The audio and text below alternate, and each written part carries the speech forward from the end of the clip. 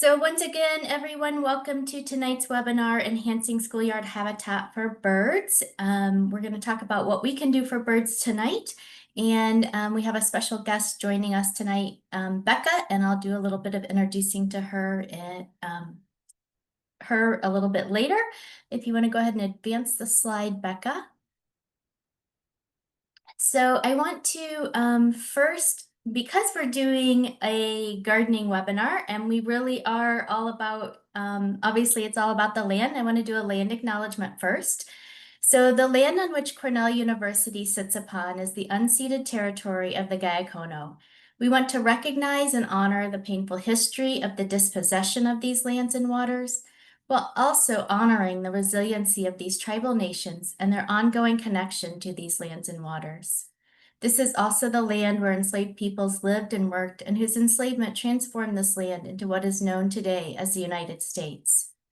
We make this acknowledgement tonight to remember the histories of violence that preceded our gathering here, to recognize Indigenous and Black claims to life and land, and to recenter these claims as we commit to better ways of caring for each other and for this land. And I'm doing a lot of my own learning of Indigenous ways and just kind of our history. And one of the things that land acknowledgements they're often stated, but one of the kind of recommendations from Indigenous people that I've been learning from is really to think about what commitments I'm going to make for that. And so for me personally, that's continuing my own knowledge. I don't actually work in Gayacono lands. I work on the Saponi lands out of Virginia. And so it's getting to know the people and the land here. It's also, for me, one of the things that I do that I think is both grounding for me and also really helps me stay connected is this idea of every day saying hello to the land and to all of kind of our relations that aren't just human beings. And then also really for me is going to events that are public for Indigenous or Black people that I might not normally go to so that I can expose myself to that. So I would like to invite you for just a little bit for you to think for yourself, if you don't know the native lands that you live and work on, for you to, I will put, not right now, but I will put in the chat a website if you don't know that, because there's a nice website where you can learn about a little more. But just 30 seconds of silence for you to think about kind of what this statement might mean for you and the land that you live on.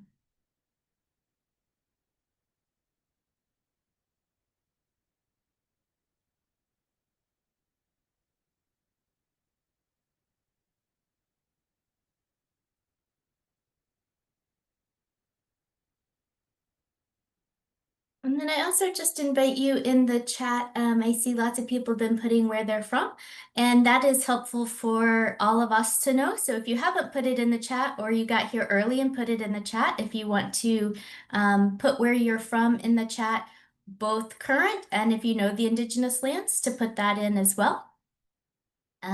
Because it is always fun to see where everybody is joining us from. Okay, next slide, Becca. If you are new to us, we are part of the Cornell Lab of Ornithology, and our mission is to interpret and conserve the Earth's biological diversity through research, education, and participatory science focused on birds and nature. And we are a mission-driven organization, nonprofit that's part of Cornell. So just to kind of understand how we're situated within Cornell. Okay, next slide. And then the K-12 education program, we really are working to connect educators to nature, helping them empower their students to get out in nature, to engage in participatory science, and to conduct scientific inquiry. So we do this through resources and trainings, and our resources are everything from kind of outdoor activities and lessons to do all the way up to full units that again span those 3 different pillars. And then our trainings really are everything from these 1-hour webinars to full workshops, multi-day workshops that we do. Our kind of biggest one is a educator retreat in the summer that we do. And I do want to just acknowledge we have a lot of places that are in the chat. I did want to acknowledge where we have everybody from New York, Pennsylvania, California, Ohio, um, Missouri, South Carolina. So this is great. And lots of people who are aware of where they're coming from as far as their native land. So welcome everyone. And we will, next slide, Becca. So Becca is our guest speaker tonight, and I am super excited to introduce her. Her name is Becca Radomski-Bish, and if you've joined us for the Backyard Bird Count before, she may be familiar to you. But one of her greatest passions really is helping birds through rebuilding habitat. Habitat loss really is one of the biggest threats to birds, ecosystems, and even to us as human beings. And she really does this, really engages in this passion through both her own gardening and then leading one of the lab's newest projects, which is called Garden for Birds. And tonight she's going to share a bit about that project with us and then lead us through some ways to help birds in our schoolyards. So thank you so much, Becca, for joining us and sharing your knowledge tonight. Sure. Thank you, Susan, for having me. It is delightful to be here. And if you do have questions as I'm presenting, please go ahead and put them in the chat. Susan will sort of look through them and we will get to as many of them as possible at the end of our presentation. It was a beautiful intro. Thank you for that. I do want to really talk tonight mostly about school landscapes and how to make them safer for birds, both to live, reproduce, and thrive. And as Susan mentioned, I do manage the Great Backyard Bird Count. These are two, I think, adorable images that came in through the Great Backyard Bird Count in the last couple of years. One is a group of preschoolers in Idaho, I believe, was the location that participate every year with their teacher, and here they are seeing a beautiful flock of Canada geese. And this other image is actually from India.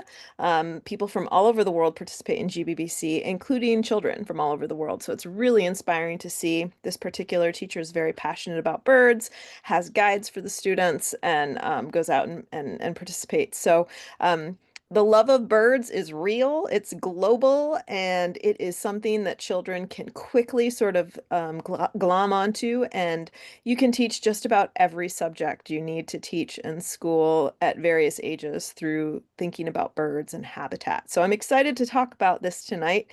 It is a topic near and dear and passion, a near and dear passion to my heart.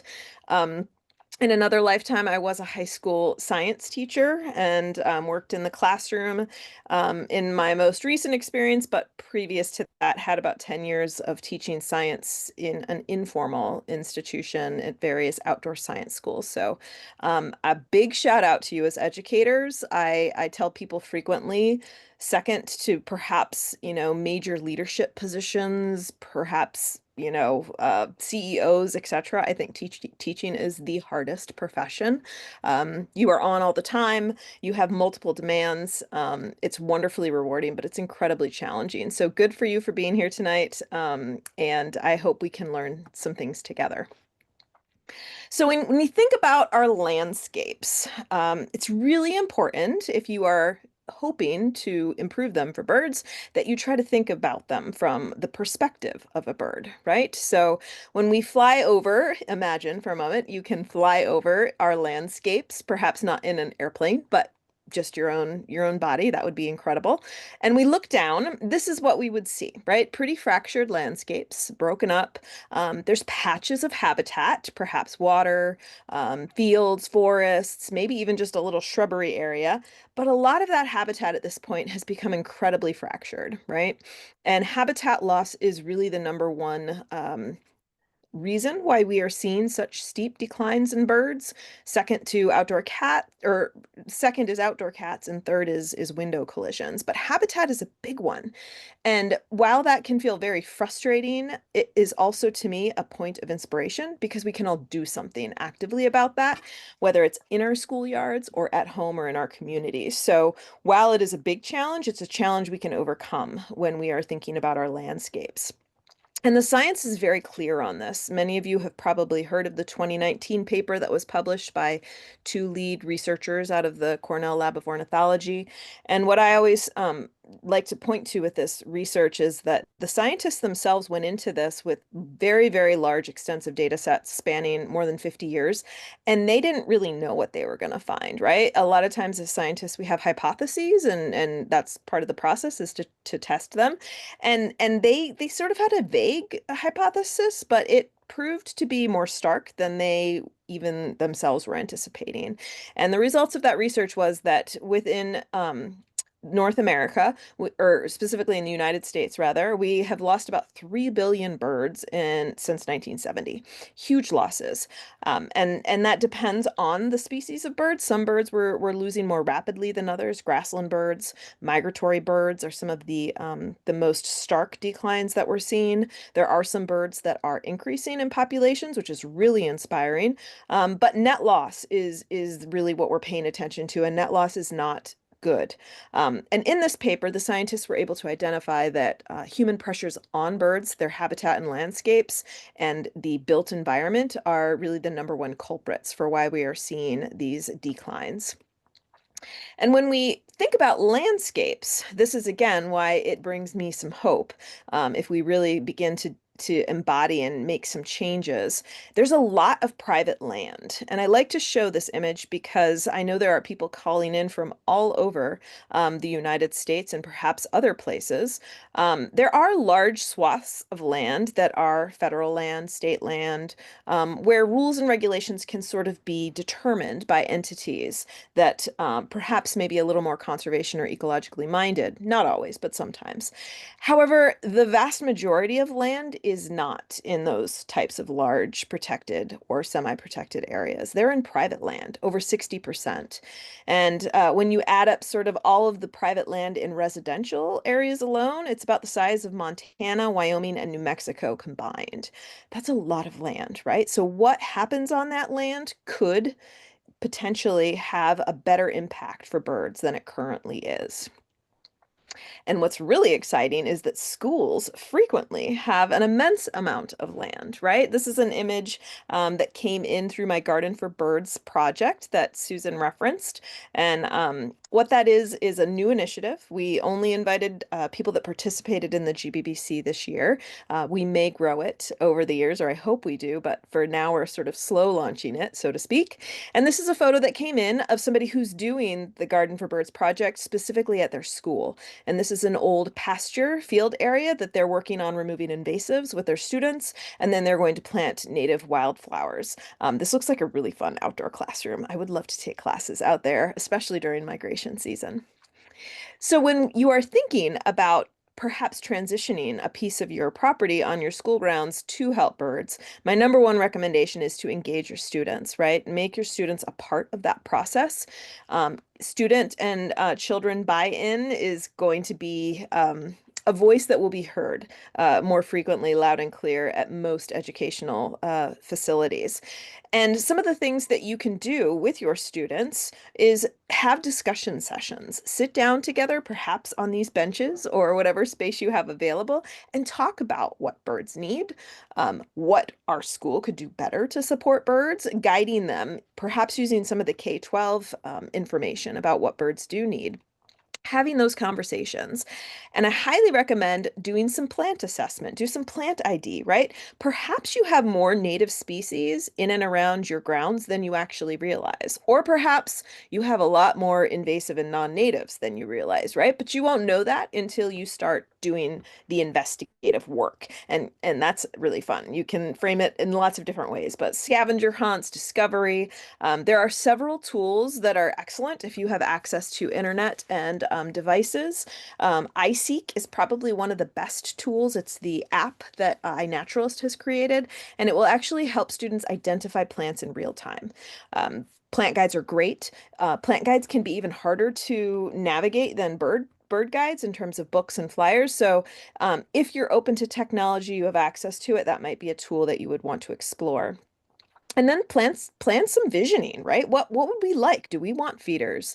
Do we already have feeders and we want to add native plants? Do we want to provide water? How much is our space that we have available? Do some planning and some visioning.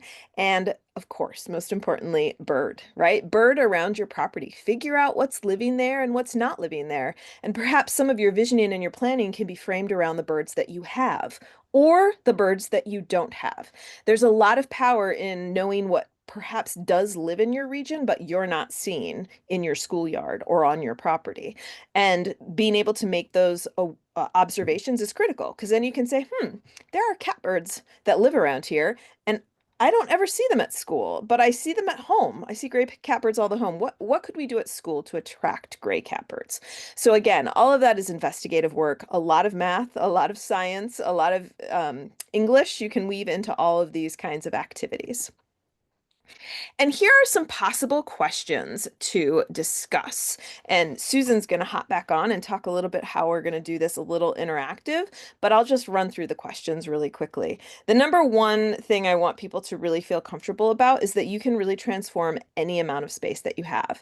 Again, these are both pictures submitted this year and last year through the Garden for Birds effort. The top one is a preschool that wants to take this space in front of their window and door and transform it into a bird sanctuary. And the bottom image is some planters, right? That's the space that they have to work with, but they want to put native plants in there. So don't be intimidated. Use what you have and do what you can with that space. So some questions that you might want to pose when you're having these conversations and having these discussions is what do you like about your schoolyard space? There may be a lot of things that you don't want to change, and that's 100% natural and should be woven into the conversation. But there's also probably things that you want to change when you're thinking about it through the perspective of the birds. Do you have birds already or do you not have birds? Very important questions, and that's really fun to go out and do some bird watching. I went to my son's school just a couple of weeks ago and we did a birding event there, and the kids and the teachers were shocked at how many species we saw just on the school grounds. So I bet there's a lot there if you spend some time looking. Where do the birds spend their time, right? And perhaps it would make sense to build gardens where birds are already spending some of their time, or maybe you want them to be spending time in a different place and you can adjust that. What do they do when they visit? Are they in the trees or are they in the shrubs? Are they on the grass? Are they nesting on the buildings, right? All questions that are really powerful and should be a part of the conversation. Plant and design maybe where they are or maybe where they aren't, and think really about size. And just as important in dreaming big or small about your size is how much you can maintain that space, right? So we'll get to a couple of points that are important in terms of who needs to be in on the conversations as your vision evolves. But how much of a space we can devote is really going to be an important critical piece to identify. And is it available to everyone? Do you want it available to everybody? I suspect most people will want it available to everybody in their school community, but what about when we're not in school session? Does the property have access to other people? Do you want them to have access to it, etc.? And then, of course, there are essential things that happen on any kind of school educational facility, and you want to make sure that what you create doesn't interfere with those kinds of things. So, Susan, did you want to spend a little bit of time having folks think about one of these questions before I go on? Yes, so I would actually really love for you because I think oftentimes we get in our head and we're thinking about it. But what I want you to do tonight is actually to go grab a piece of paper and a pen. And I want you to pick one of these, one or maybe more. I'm going to give you 5 minutes. I want you to really write down some of your thoughts and answer some of these questions. And then once we've spent that 5 minutes, I'll invite you just to put in the chat kind of maybe one word or a phrase about what you thought about, but I really want to give you some time to actually think about it. And again, write it out because I think that's so much more, I think it can be more powerful when we're doing these activities. So if you don't have it, go get a pen and paper, and we're just gonna sit in silence until 7:25. But everybody can be writing while we're doing that.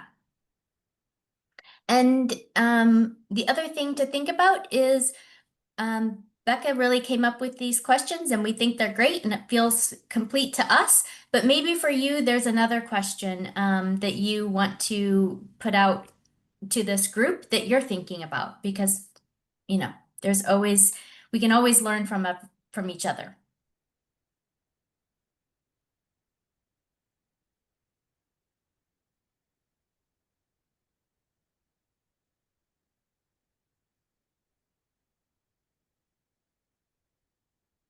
And if it's helpful, draw a picture of what your space looks like right now. Um, that can be useful as well.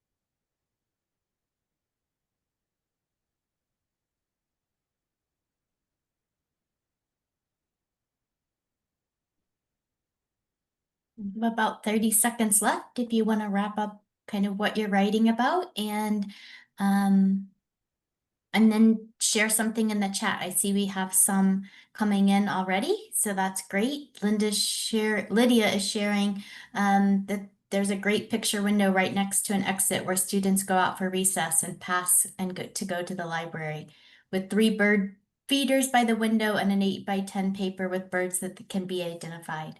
So with a large bulletin board to go next to the window, one teacher used it for students to choose a bird they see, observe it, research info about it, and make a poster about the bird. Wonderful. So yeah, if you want to put in the chat just some of your thoughts that came out. Create a theater for birds. Birds are the actors and we are the audience. Oh, I love that. Thank you, Arlene.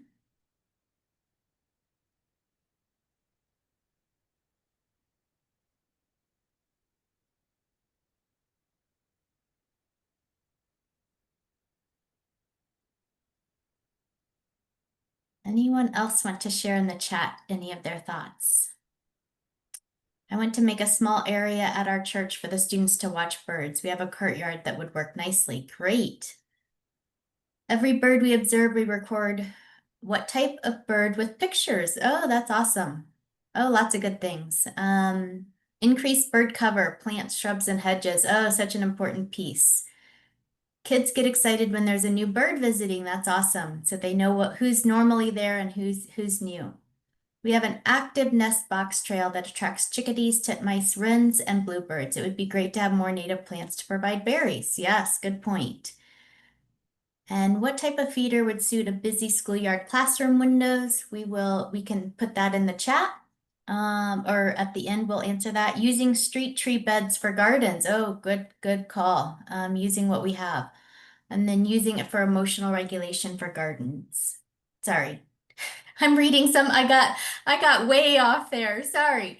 Um, Using emotional regulation for the kids and calm students down quickly. Love that. Thank you all. Build bird boxes. Awesome. We're going to have some more about that as well, Sydney.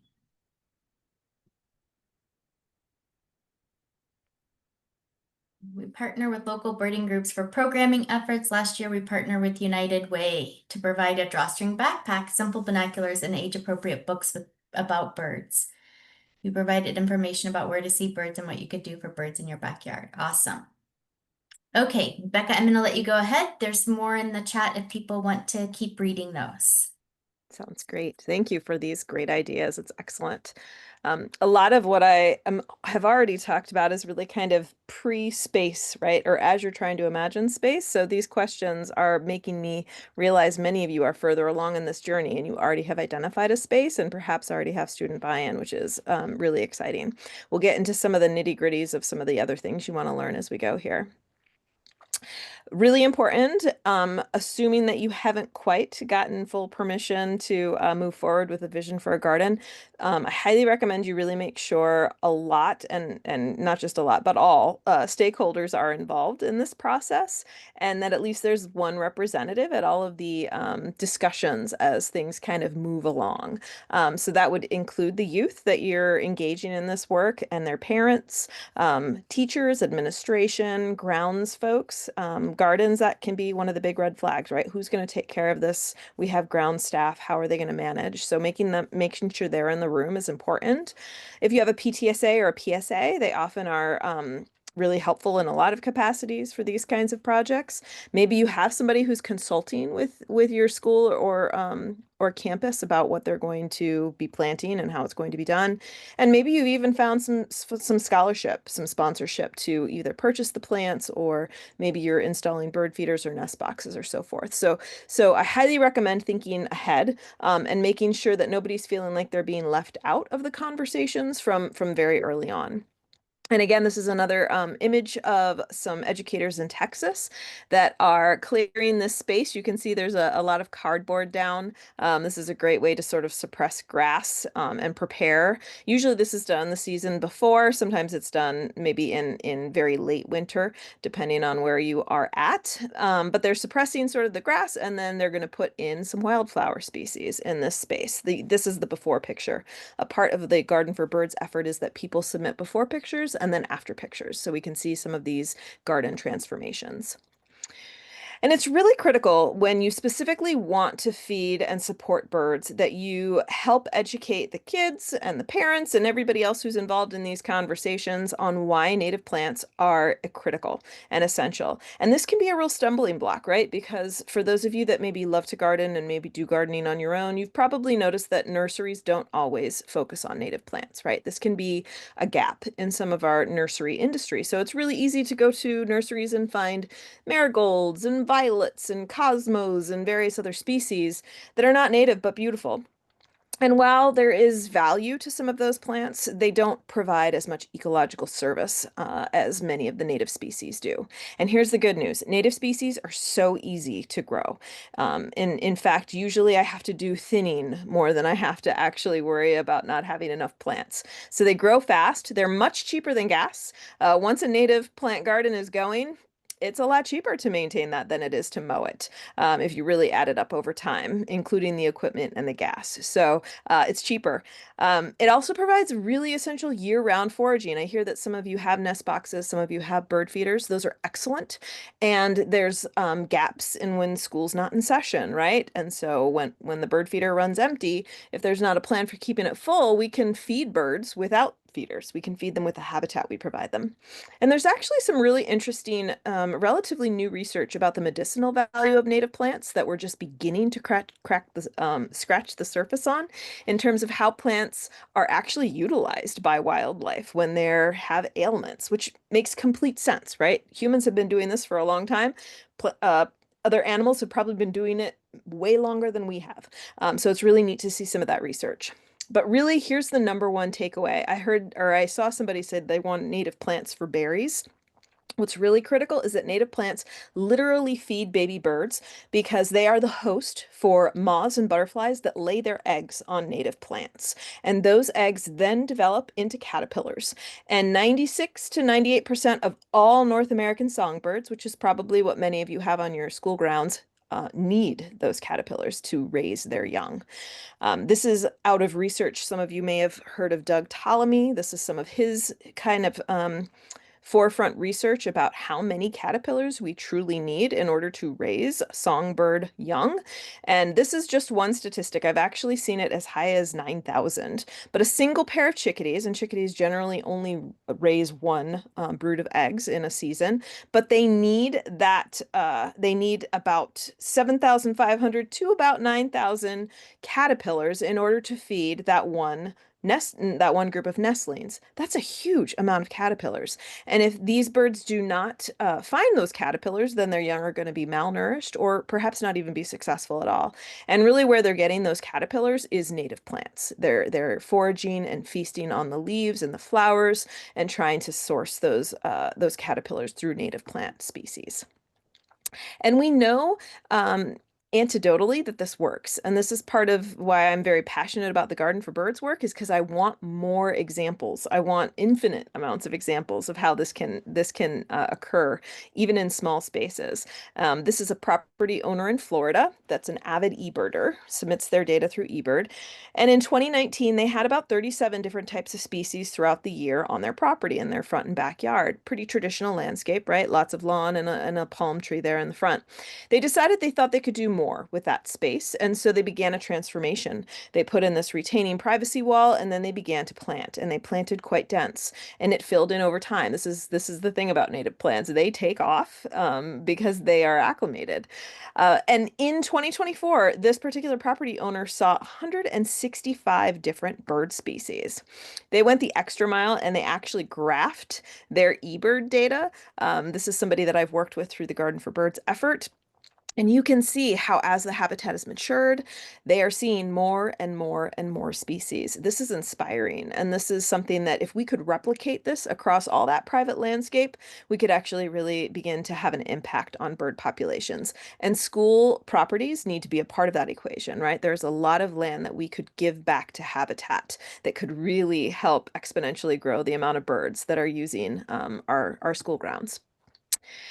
Resources for finding native plants. I noticed in the comments that many people want to know more about natives. So these are my top three references that are very attainable even for young people. I would say the reading level probably, fifth grade and up. For younger kids, you might have to modify some of the information that you can get from these pages, but still very attainable. The Pollinator Partnership, if you log on using that URL and go to the guides page, you can download a 22 to 24 page, it's essentially like a booklet, and it will tell you all about your ecoregion, right? And planting zones are great. Ecoregions are even better because they're really getting down to more of the fine-tuned ecology of where you live. And in New York State alone, I think we have seven-ish or so ecoregions. Many other states, like Texas is very large. California is very large. You have many, many different ecoregions in double digits easy, right? So understanding your place through the lens of an ecoregion is an important thing to do. And those booklets have lots and lots of native shrubs, trees, forbs that you can reference and begin to learn more deeply about. The Audubon Native Plant Database is excellent for those of you that maybe kind of have begun your journey. Maybe you know some of the native species already. And I saw somebody said they want to provide more fruit for fruit eaters like orioles and gray catbirds. Great. You can go to the Audubon Native Plant Database and you can actually search one of two ways. You can search by your zip code, but then you can hone in and say, I really want to see Baltimore orioles, and we've never seen them on our school grounds. What can we plant to support them? And it'll give you a list of species based on the birds that you want to attract. So that's a really fun resource. And then the final one, Ladybird Johnson, is a little bit trickier to use. I recommend this tool because I think it's very extensive and it's really, really helpful if you have a particular ecology on your school grounds that's tricky. So, for example, maybe you have an area, maybe you live in an area that's very wet, but you happen to have a part of your landscape that's dry shade, which is kind of uncommon in the Northeast, right? So you can go in and you can specify the region, you can specify the growing conditions, and it'll give you species, native plants that are likely to be happy in those places. So these are my top three tools. When you're sort of doing your research on what you want to plant. And then what's also neat is the Audubon Native Plant Database has a guide to different nurseries in and around the zip code that you enter in. And so that will be a beginning place for maybe making some calls to nursery and asking about their native plant species that they carry, and whether they're in stock and so forth. So I always recommend people making those phone calls before they visit because depending on where you live, nurseries can be quite far away, especially if you live in more rural or remote areas, and it pays to just sort of make a phone call first before you actually make the trip. It's also critically important that when you start to plant these varieties for birds and biodiversity, that you really think about the full life cycle of what you're creating. I say this because a lot of times, especially in like a public grounds situation where you have people that are mowing and maintaining the properties, the instinct is to sort of clear everything out in the fall once the leaves have fallen and the flowers have died. And when we do that, we eliminate an immense amount of ecological resource that we just intentionally try to grow for birds and biodiversity, right? So leaving the flowers that are dead on the plants, don't deadhead them, letting the structures stay up through the fall and the winter. Depending on where you are, you might get snow or ice. There's nothing more gorgeous to me than waking up to sort of a frozen landscape in a native garden. It's brown, but it's gorgeous and it has texture and vibrancy to it that is quite beautiful if you pay close attention. And this also is a win because your grounds doesn't have to worry about that space, right? Like they can just leave it and not have to worry about it. So just remember that it's important that if we're going to grow this stuff, we need to make sure we leave it. However, there is some management that needs to happen, right? We don't want to not clean up our gardens, so that probably wouldn't fly for the aesthetic value. So here are some images from my own property that I have found to work really well. First of all, wherever you are, you want to make sure spring is relatively far along before you actually do clean up. I generally tell people the nighttime temperatures, there should be a couple of consecutive nights in the 50s. And the reason that is though we're talking about birds, there's a whole lot of other biodiversity that's going to live in these gardens that you create. Bees, caterpillars that are overwintering, hummingbird moths. I mean, it runs the gamut, lots and lots of insects, right? And so if we clean up too quickly, sometimes we actually disrupt and can even kill and destroy some of those organisms that are just sort of waking up. So wait till it's a little bit warm, and this is a really fun thing to do with kids. I like to leave the resources from the previous year as close to the garden as possible so that when those bees that are perhaps overwintering in the stalks of some of my plants wake up, they don't have to go very far to find what they need. So you can do this one of two ways. You can kind of break it up into pieces. This is used in a lot of the public parks in New York City, actually, that are going native. They don't take that debris away. They just kind of crumple it up and scatter it in and around the beds where the gardens are. Or what I like to really do is to kind of make an edge with my tall stalks. I'll kind of break the plant off about a foot or two off the ground. That foot or two dry stalk that I leave may become nesting habitat in the spring and the summer for native bees that use that kind of habitat. So I'll leave a little bit for them to build in, and then I kind of line my gardens with these stalks. And as the plants, the perennials that are there, start to grow up, first of all, it provides a buffer to some of the weeds that might be trying to move in from the lawn spaces that surround these gardens, and it all decomposes, so you don't even know it's there as the season moves on, and it provides that carbon and nitrogen and phosphorus and all those nutrients as it biodegrades. So leave it, and try to just encourage your plants to sort of grow up through whatever kind of scattering of the stalks. Water is a great one. So maybe you have some space to grow, but you still want to have birds and you just don't have the capacity to have a large garden space or even a modestly small one.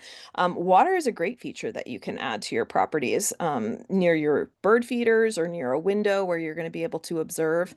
Make sure that it's very shallow. Birds can drown in water, so you want to make sure it's shallow and that there's some kind of an exit texture to the bottom. Glass is not a great surface for bird baths, even though we sometimes see these beautiful glass things, glass bird baths in stores. Put some rocks or sticks or some kind of a grip device so that the birds can get out. And you'll be surprised that you'll see species at bird baths that you wouldn't see at your bird feeders. Right, so all birds need water. Sometimes you'll get raptors that come in and take baths. There's a picture, adorable picture here of a warbler. So water is a great resource. It's really tricky in cold climates to keep that water thawed. What I tend to do in the winter is I will fill the feeder early in the day with like a warm water that will not be too hot for the birds, but will not freeze right away. And if I do that in the morning consistently, that's kind of the best way to keep it going. There are sort of expensive pumps and stuff, but I have just not found one that really is effective unless you want to put in a pretty large pump system in some kind of a pond. So I kind of just manually do this. There's also some really cool DIYs you could do with your students where you can take jugs and just poke small little holes, and that one little hole keeps enough movement that the freezing is less likely to happen. So there's some different things you can do. I generally just add warm water. That's been my easiest strategy. Brush piles are really, really helpful. So again, even if you can't have a big garden, maybe sticks and trees regularly come down on your school grounds, and you can take the kids out and collect those and build brush piles. They don't have to be fancy. There are different sort of how-tos on structural integrity for brush piles, but they don't have to be. You can literally pile sticks, and birds will use them. I really recommend putting these near feeders or water stations. I saw somebody mentioned outdoor cats. Structures like brush piles are excellent escape routes for birds. So if they get startled and they need to escape really quickly, sometimes they can't get up to a tree, right? Sometimes they need to just move quickly into a collection of branches that will provide protection. So integrate brush piles. It's a great way too to not minimize your groundskeeper's jobs, right? We'll go out and collect the sticks and stack them for you. Don't worry. Nest boxes. I saw that several people already have these. Nest boxes are another excellent way to support birds on your school grounds. The most important thing with nest boxes is you protect them. One of the terms that we use frequently at the lab when we're talking about bird conservation that people are doing at home is to avoid creating ecological traps. And an ecological trap would be this luring birds in with bird feeders or nice habitat or water baths, but then not putting them or setting them up in such a way that the birds are likely to survive, right? So for a nest box, it's really recommended that you put them on poles. They should not be mounted, as you see here with the bluebirds, on trees. That will be a very quick invitation to raccoons and snakes and squirrels that can quickly kind of scurry up and down that tree and get in that nest box. You can see that this one has a cage on it. That helps. But what's even better is if you put the nest box on a pole, in a place that maybe has a little bit of quick escape shelter, but is not right next to a tree so that things can't jump from it onto it. And then this predator guard is critical. This is that cone that you see on the pole that will minimize cats being able to jump up, raccoons, squirrels being able to climb up that pole and get in that nest box. So protect your nest boxes. The link there to nestwatch.org has a lot of really great ideas about what you can do with your nest box to maximize the likelihood that those babies will be successful. So if you're going to do nest boxes, make sure that you make them really safe for the birds. We get this question a lot at the lab, right? Should I feed birds? Is it safe? Is it okay? Yes, feed birds. It is okay to feed birds. There is no solid data that says it doesn't help birds. There's not a lot of solid data that says it's actually hindering or helping them, right? One thing to be very cautious about, though, that we do have science is that bird feeders can be detrimental to birds if we're not keeping them clean. So if you're going to feed birds with your students on your campus, please make sure that you're taking them down every couple of weeks and cleaning them with a mild detergent, just like a regular detergent soap works just fine. Empty them out, rinse them, and put them back up. This is also just a good life skill for kids, right? They should know that anything that sort of is going to be out and about in the elements, we need to keep it, take care of it, clean it, and put it back up. So just make sure you're maintaining them in a way that is inviting. And feeding birds can be tricky with school breaks. So you can either have a plan to have somebody responsible for keeping them full, or even better, if you're going to create native plant gardens, you don't have to worry about it. When the feeder runs out, they're going to use all the resources in and around your gardens that you've left for them. And then when you come back, you can put the feeder, the bird seed back in them, and the birds will happily come back to foraging on them.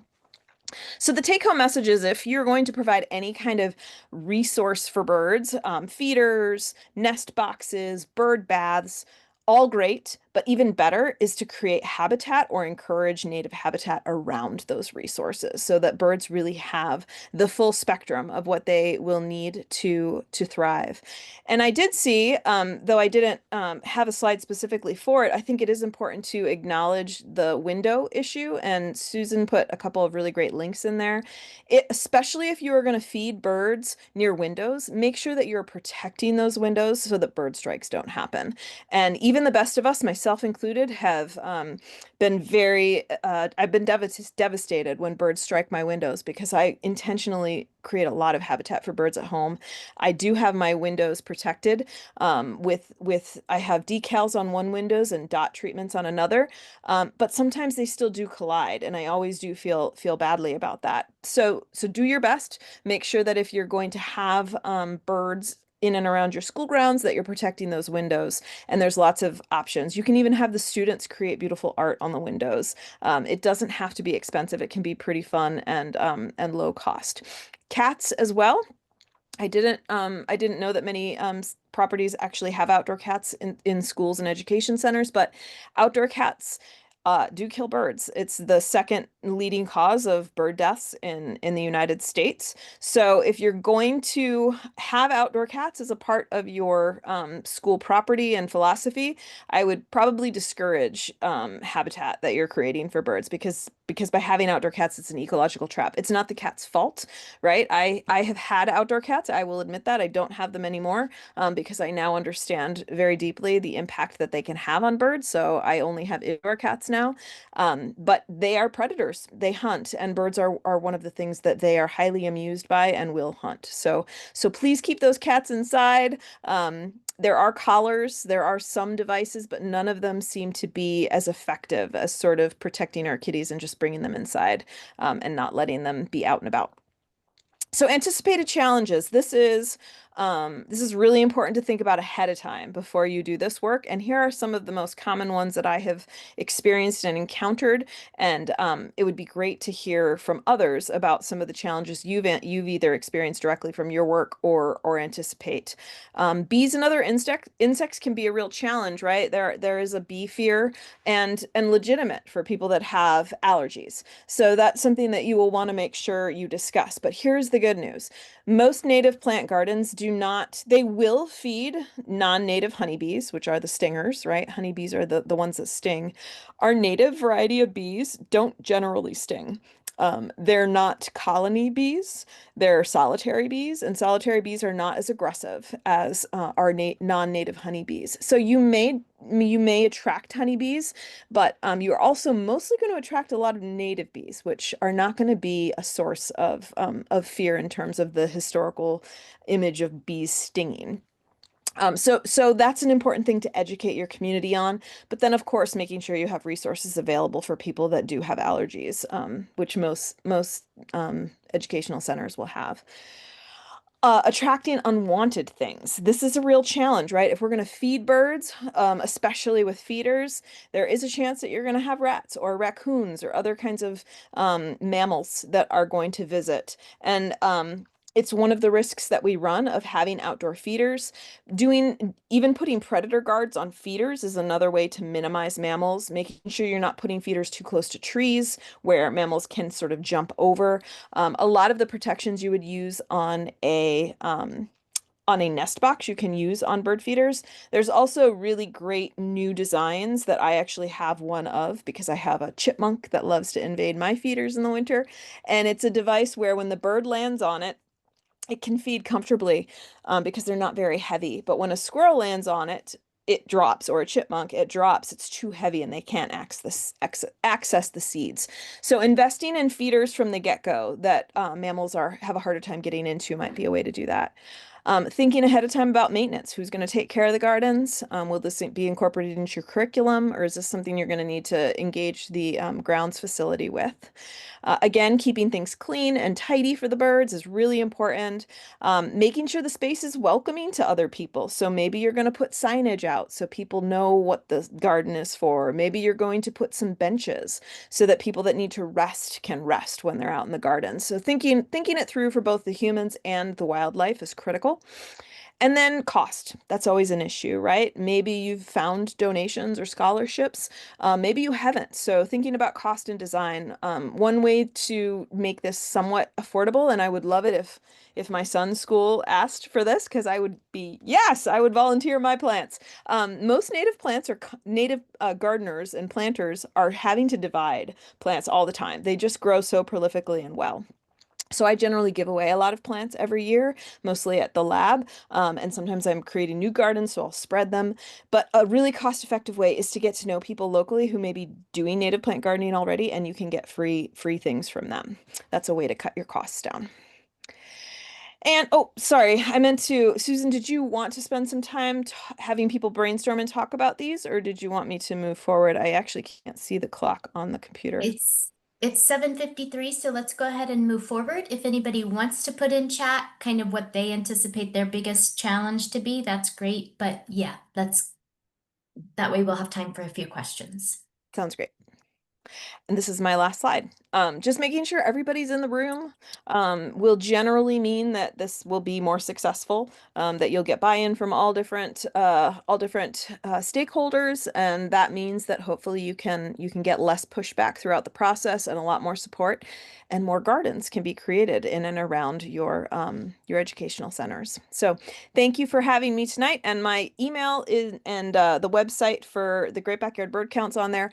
I will give you the hint, if you go to thebirdcount.org, the Garden for Birds link is available at the top, and there's lots of resources that we've been creating for folks that are a part of this project, so there may be some things on there that would be helpful for you. So feel free to check out the Garden for Bird resources as well, and shoot me emails if you have questions. So thank you for your time, and yeah, let's do some questions. Did you notice sort of ones that bubbled to the top, Susan, that you wanted to go after first? Yes. Yes. First, I want to say a huge thank you to you, Becca, for joining us. And I just wanted to let everybody know I put a fillable contact letter link in there. So if you need contact hours, just use that link and you can fill it out yourself. So let's see. Um, I think the first one I want to go to is what type of feeder would suit a busy schoolyard or classroom windows? Do you have any suggestions for that, Becca? Hmm. I mean, I would say if it's a busy area, it might take a little while for the birds to adjust to it. So first of all, just be patient with whatever feeder you put up. Birds are super smart, but they're also very sensitive. So if it's a high traffic area, it may take them a little while. But once they adjust, they will visit regularly. Um, for a school ground that maybe has a lot of activity and perhaps mammals, I would recommend the Audubon. I think the Audubon Society sponsors a certain type of squirrel feeder. We at the lab are not able to promote certain products, so I wouldn't personally say that comes from the lab, but from me personally, I have found the squirrel protection feeders to be the best. I don't have one in particular that I like, but look for something that has sort of a cage or a netting around where the birds would access the food, and most of them that do have that kind of cage protection are sort of the tube feeders. Not all birds will use tube feeders. Chickadees, American goldfinch, jays, juncos. Juncos actually prefer to forage on the ground, but so just know that depending on the type of feeder that you use, certain birds will use it and certain birds won't. Platform feeders are preferred by cardinals, and grackles and mourning doves. So that's a question and perhaps a research point for your students to sort of do research on, well, what kind of birds do we have and do we want to feed? What feeder would be appropriate? And Project Feeder Watch is another project at the Cornell Lab that has lots of great resources that will match feeders to different types of birds. So maybe check out some of their resources if there's a certain type of bird species you want to attract. and I will put that in the follow-up email as well, the Project Feeder Watch. I don't have time to get it right now, but I will do that. Um, another question is that from Kathy is there a deer repellent that is safe for birds? Mm. So in terms of deer, um, first of all, deer are a pressure in almost every garden, right? Most of us that have deer, actually, that's not always true, right? There's not deer in Alaska per se, but um, if you live in an area with deer, they will visit gardens and they will nibble and try just about anything. On the Garden for Birds website page, we have created, this is a common challenge, we've created a list of 5 plants for every sort of region and province in Canada that are plants that deer are less likely to eat. If you have a lot of deer pressure, I would encourage you to plant plants that they don't like, because repellents generally need to be reapplied. And I can't speak to whether they're safe for birds because that would require research that I'm not privy to and I don't think has been done. So I would avoid any kind of chemical in your environment and just try to plant things the deer don't like. Or you can also use netting and caging and fabric covers, which isn't as pretty, but will keep the deer off. And I use a lot of netting and a lot of fabric on my property and my gardens to deter deer. Deer tend to be mostly a problem in my area in the wintertime, when the resources are scarce. So sort of knowing when your deer are predating and trying to plant things they don't like would be my number one recommendation. Great, thank you.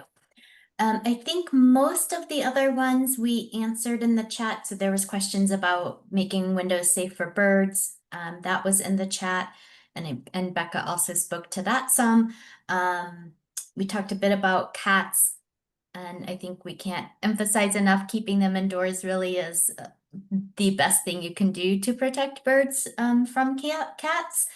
And I answered this one in the chat, Becca, but just to make sure that this is true, they were asking about for a water source if a fountain counts. And I said yes, as long as it's not one where they're getting completely drenched all the time, as long as there's some safe space for the birds to use.